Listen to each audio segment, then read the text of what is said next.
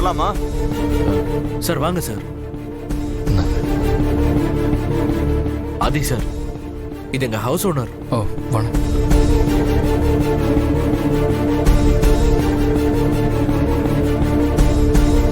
என்ன சார் திடீர்னு இந்த பக்கம்?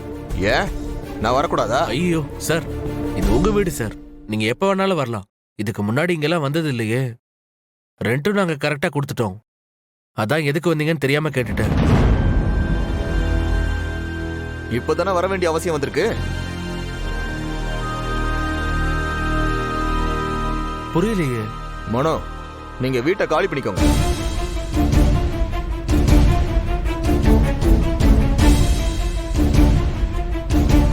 எவ்வளவு சீக்கிரம் காலி பண்ணுமோ அவ்வளவு சீக்கிரத்துல காலி பண்ணா உங்க எல்லாருக்குமே நல்லது.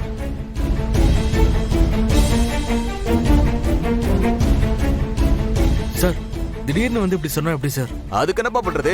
இப்பதான் எனக்கு இந்த வீடு தேவைப்படுது, அதனாலதான் வந்து இப்ப திடீர்னு சொல்றேன். ஏங்க, எங்க நிலைமைய பத்தி கொஞ்சம் யோசிச்சு பாத்தீங்களா? 2 சின்ன குழந்தைங்களை வச்சுக்கிட்டு நாங்க எங்க போவோம்? நீங்க மட்டும் கரெக்டா நடந்துக்கிட்டீங்களா? எல்லாம் கேள்விப்பட்டு தான் வரேன். என்ன சார் பேச்செல்லாம் ஒரு மாதிரி இருக்கு? இங்க பாருப்பா, நான் தேவையில்லாதெல்லாம் பேச விரும்பல. எனக்கு நீங்க இந்த வீட்டுல இருக்கிறது பிடிக்கல. தயவு செஞ்சு உடனே காலி பண்ணிட்டு போயிடுங்க. அதான் ஏன்னு கேக்குறேன். இன்னும் என்ன சொல்லணும்? அன்னைக்கு என்னன்னா வீட்டுக்கு போலீஸ் வந்து உங்க அக்காவை திருடுன்னு சொல்லி அரெஸ்ட் பண்ணிட்டு போயிருக்காங்க. அக்கம் பக்கத்துல இருக்கிற ஆளுங்க உங்க அக்காவை பாக்குறதுக்கு அடிக்கடி ஒருத்தன் வீட்டுக்கு வந்துட்டு போறான்னு சொல்றாங்க.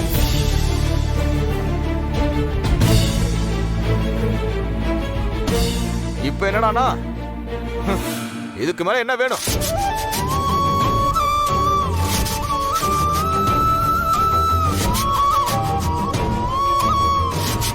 இந்த கன்றாவிலா பார்த்துட்டு என்னால சும்மா இருக்க முடியாது. அதனாலதான் வீட்டை காலி பண்ணுங்கன்னு சொல்றேன். சார், உண்மை என்னன்னு தெரியாம நீங்களும் வாய்க்கு வந்தபடி பேசாதீங்க. இவர் எங்க அக்காவோட எம்டி, ரொம்ப வேண்டப்பட்டவர். நீங்க இவரை பத்தியோ எங்க அக்காவை பத்தியோ தப்பா பேசுனீங்க, உங்களுக்கு மரியாதை கேட்டுற சொல்லிட்டேன். ஓ, அந்த அளவுக்கு ஆயிடுச்சா?